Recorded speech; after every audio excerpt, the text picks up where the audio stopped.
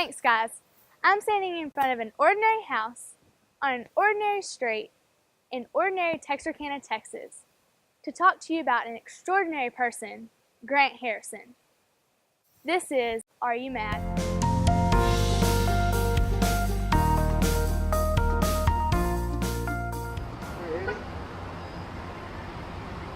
Go.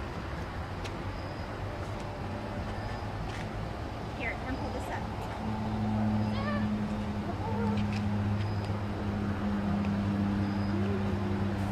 Everybody in Texarkana knows who Grant is. I love watching Grant feed into the lives of young kids.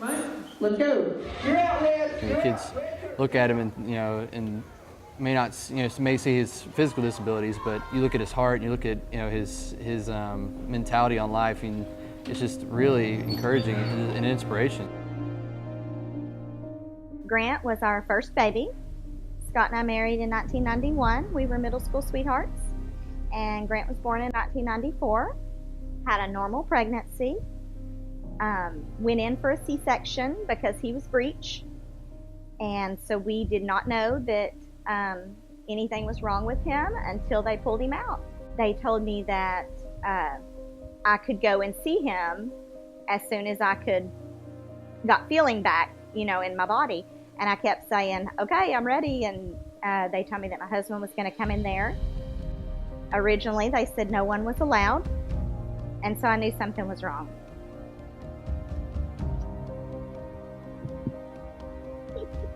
Sorry. So my husband came in, and I could tell that he had been crying. And he said, something's wrong. And I'll never forget, that doctor said, he'll never walk, he'll never play baseball, he'll never run.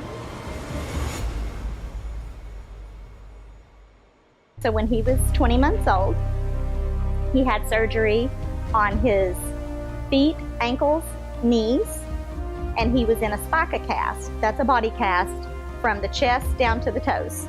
And he was in that for 6 weeks. And he was in long leg casts for 6 weeks. And when he got those was the first time he had ever stood up in his life. So we bought him some real tennis shoes. I remember one night when I was laying in the hospital bed and he broke out in tears. Just broke out in tears and just thanking God for everything. And I think that was just a true moment where I found Jesus in my life. I was just a kid. We were having a DNOW camp, and I had been going to Heritage for a long time. I don't know, God just kind of broke me that night. Jesus just kind of broke me that night. We just grew up in school together, and as the school years went on, we always knew about each other. We've been in the same grade since kindergarten, but I think around the time I started coming to Heritage back in about junior year of high school is when we really started hanging out and becoming friends. Grant loved to be just like everybody else. When he was little, immediately he started watching sports. He's watched sports since he was a baby. And he would tell us, when I grow up, I'm going to play football. When I grow up, I'm going to play baseball. And we would just say, okay. And so now, instead of playing, he likes to coach. So he coaches his little brother on his baseball and football teams.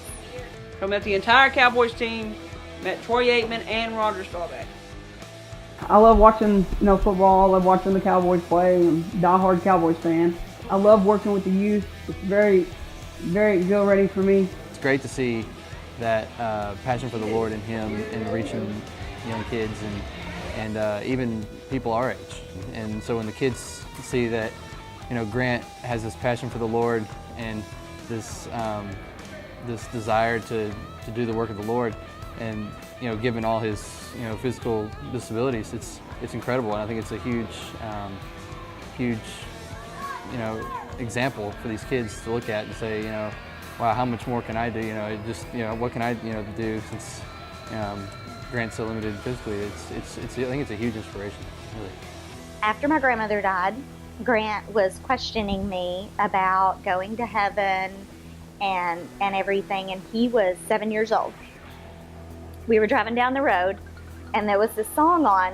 I can't even remember what song. It was on K-Love. It was talking about how your body's renewed and everything when you die and go to heaven. And I was telling him that she didn't have cancer anymore.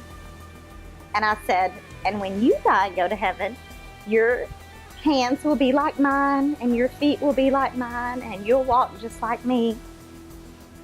And he said, oh, Mom, I can't wait. I guess I could say that, you look at my life and I had a lot of difficulties in my life, and that I think God has set there for a reason. God's been very good in my life. Jesus has been good in my life. And it just never seems to fail. Every time I think it's going to fail, it always catches back up and gets me in behind, It's telling me, I'm not going to fail you. I'm not going to stop. God is always going to be there for you, and He's always going to help you no matter what. That was an incredible story. Now let me ask you, are you mad? Are you making a difference in your community, in your family, in your school? Better yet, are you making a difference for Jesus Christ? This is Skylar Huddleston for Hot TV.